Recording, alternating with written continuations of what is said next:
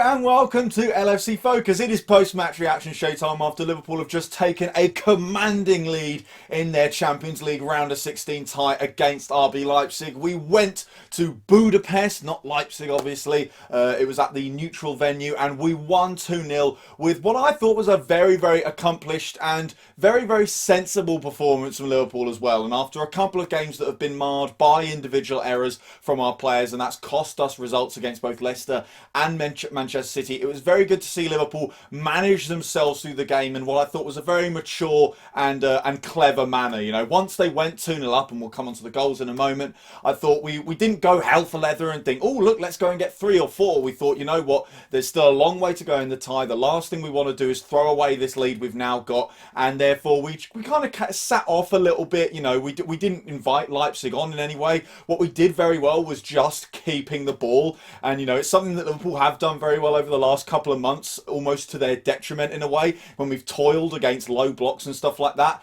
But in some ways that practice has now paid off. We've got very, very good at just passing it round the back by going from Henderson to Robertson to Alisson to Trent to Henderson to Kabak to Trent to Robertson, etc, etc, etc. Normally that's a problem, but today it actually worked really well to kind of help Liverpool just fizzle the game out, you know, stop Leipzig from gaining any momentum. And that's another thing that was really, really impressive. I spoke in the pre-match video about how, you know, when they go forward and when they get momentum and create those overloads, and the wide players like Angelino get into dangerous areas, they can score goals and they can really, really hurt you. And they did it against Man United, but it's also notable against Man United they did it in spells. They did very well at the start of the game. They then tailed off. Man United were then able to get back into it. So it was clear that, you know, Leipzig, when their tails are up, can be very, very effective. But if you do nullify them, and if you provide enough threat at the opposite end as well, then you can come away with a very, very commanding result and a performance to match it as well. And that's what Liverpool had. And of course, we were helped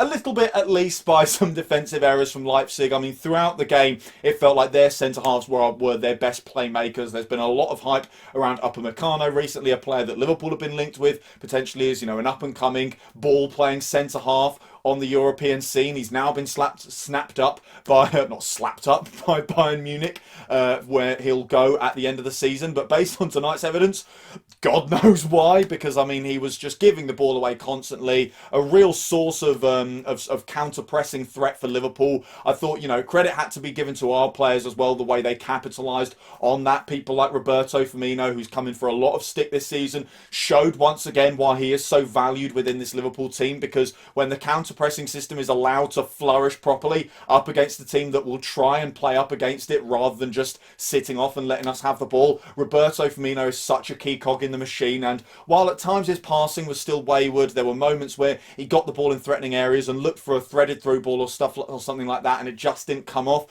which is obviously still a little bit frustrating. There were other times when he was so key in the initial process of winning the ball back, being in the right spaces to get it back in threatening areas and stuff like that, and that was fantastic, and clearly something that Liverpool have worked on as well. I think what was really satisfying was we out-tacticked Nagelsmann as well. You know, seen as an up-and-coming tactical mind in Europe, a manager who's done very well to get one over teams like Atletico Madrid last season as well in the knockout stages. That was a huge result for them to outthink Diego Simeone. But Jurgen Klopp, simply, his plan was executed to perfection tonight, and that's something that you maybe expected going into this game. You think, well, Leipzig and Liverpool, both great teams, if they're both at their absolute best, then Liverpool will still come away with the win because they've got the quality. That's not to say either team were at their best. Leipzig did struggle at times, but Liverpool showed quality where it really, really mattered, and that was, of course, in front of goal when we were gifted those chances by RB Leipzig. The first one, I think, is a failing of their system, attempts to pass it round the back and being a little bit too casual in terms of playing the ball between defenders under immense pressure, allows Mo Salah that chance. He does so well with it as well. He doesn't snatch at it, he doesn't go too early. He does what every brilliant forward does, you know, that old Ian Rush phrase of you wait for the goalie to move first. He takes some touches, he shimmies his body this way and that. He waits until Galashi basically falls down to one side, going towards what you might consider to be the far post, although of course Salah is pretty central when he takes the shot, and then Salah just bangs it into that bottom corner. It's a brilliant finish, it's a clinical finish. It's the reason he scored so many goals this season. You know, it's kind of gone under the radar with the Liverpool performances, but that's 24 goals for the season now, 3 in the Cup, 4 4 in the European Cup and counting, and 17 and counting in the Premier League as well. While things haven't necessarily been going brilliantly for Liverpool at various stages of the campaign, Mo Salah's scoring has been pretty consistent throughout, and that is something that is so important to have that in your arsenal. You know, someone who, rain or shine, will generally pop up with the goals and you can count on to get those chances and finish them off with aplomb. You know, there was little doubt when Mo Salah receives that ball from the failed back pass that he is going to slot it into the back of the net. And then, of course, 5 minutes later, we get another one. This time, it's not really a tactical failing. It's not, you know, Leipzig trying to play out from the back and being a little bit too reassured and cocksure about it or anything like that. It was simply just an error from the defender. He misjudges the flight of the ball over the top. Sadio Mane's in. It's a great finish from Mane as well. You know, his trademark shot in that scenario is normally to open his body up, to go pretty low into the far corner and bend it round the goalkeeper. So it was really nice to see him shake things up. I think he, again, waited for the goalie to move, anticipated that the goalie is probably going to go that way into the far corner. The goalie will have watched Sadio Mane and knows what corners he's going to try and pick out, and that allows Mane to then pick out the near post brilliantly again. You know, it's a great finish, wonderfully placed. Another time where you don't really feel too much doubt, even though he hasn't scored too many recently, and Liverpool in general haven't scored too many. You still feel confident when players of Salah and Mane's quality get in those positions that they will slot the ball away, and that gives me huge confidence going forward into the rest of the Champions League campaign as well, because hopefully tonight's game is emblematic of how future European Cup games between now and the end of the season are going to pan out. It's not going to be Liverpool up against low blocks, Liverpool passing it around the back, trying to pick locks and break through stubborn defences. It'll be much more 50-50, and we will get those opportunities. It felt pretty alien tonight to watch our strikers go one-on-one with the goalkeeper, because that just doesn't happen that often. But Leipzig allowed it, and hopefully other teams will in Europe. And as I said, when players like Sadio Mane are given those opportunities, regardless of form, they tend to slot them away. So it was a real morale booster for Liverpool tonight. I thought the way they played all the way through the game was absolutely fantastic, pressing Leipzig to close down those chances. They weathered an early storm as well. You know, Leipzig really pressed high up the pitch, and that's probably why we didn't get any goals in the early stages, because, of course, as the game wore on, we used the long ball tactic more and more. In some ways, the game almost resembled a FIFA match. Both teams looked to get the ball up the pitch as quick as possible, create goal-scoring chances as quick as possible, launching it, basically bypassing the midfield at times. And Leipzig didn't really let us do that early on. They pressed very well, closed down spaces. There was so much energy. They looked really threatening, and I think it was telling that Liverpool played a similar system, because we didn't look too flustered. You know, it's obvious that in training we play pressing drills and stuff like that, and therefore our defenders have almost become press resistant as a result. You see a similar thing when Liverpool plays Southampton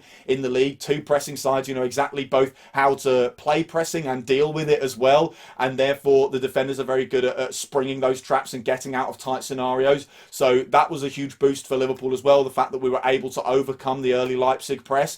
And then as their energy starts to falter, as that doesn't work out for them, it then opens up a little bit. The defenders like Henderson have got time to play that long ball over the top and pick out the runs of Salah and Mane, and that's what I spoke about in the pre-match video as well. And it was a little bit surprising that Leipzig did nothing to deal with it. You know, obviously, you don't want to adapt your tactics too much. You kind of want to stick to your guns. We've seen with Guardiola in Europe that if you change your approach too much to suit the opposition, just because it's a Champions League match and it's a one-off, you can almost get in your players' heads in the wrong way and make them think that what they normally do isn't good enough, and they have to change the way they play and stuff like that. So it's perhaps understandable that Leipzig went with their usual approach, that they didn't kind of stop and go for a back four, which in hindsight probably would have been the better option in this game. They stick with that back three with the very high wing backs, and unfortunately for them, Liverpool did very well to exploit it. And we were given a helping hand as well. Obviously, as much as you can talk about how brilliant Liverpool were, we were given many opportunities by RB Leipzig. But you've got to take those opportunities. Our attackers have got to be in the right place to win the ball back from wayward back passes. They've got to be pressing and being positionally intelligent to be in the right place at the right time to make those interceptions.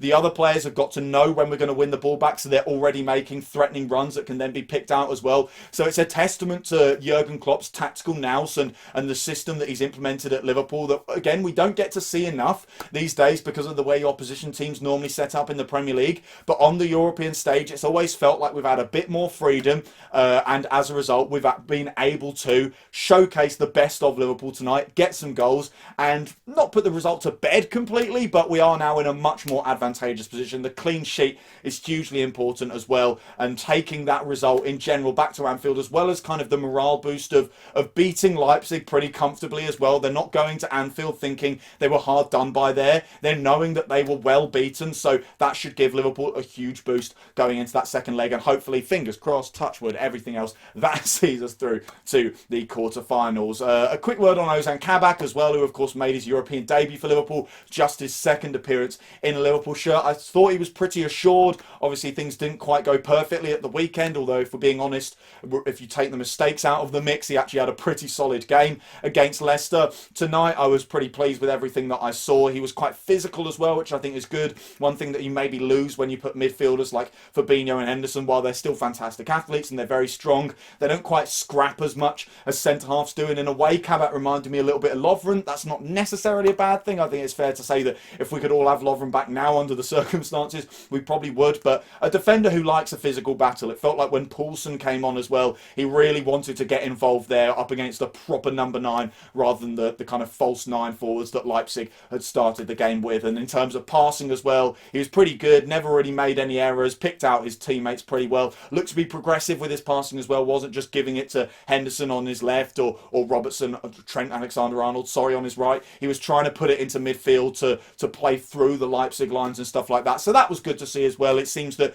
we didn't just panic by him. He looks like the kind of defender that suits the Liverpool system. So hopefully we see more good things from him between now and the end of the season. But of course, the headline is that Liverpool won. Liverpool won comfortably as well. Liverpool won deservedly, and they are now in the driving seat to hopefully, fingers crossed, secure that space in the quarterfinals of the Champions League. But there is still plenty of time to play in this tie, so we can't be too sure about that just yet. So that is all for today's video. Thank you guys very, very much for watching. If you did enjoy the video, as always, you know what to do. Hit the like button down there. Hit that subscribe button there if you're new around here. Check out some of the other videos that have been out on the channel over the past few days as well. Don't forget to follow at LFC Focus TV on Twitter, and I'll be back soon with the pre-match content for that Merseyside derby on Saturday. Until then, bye for now.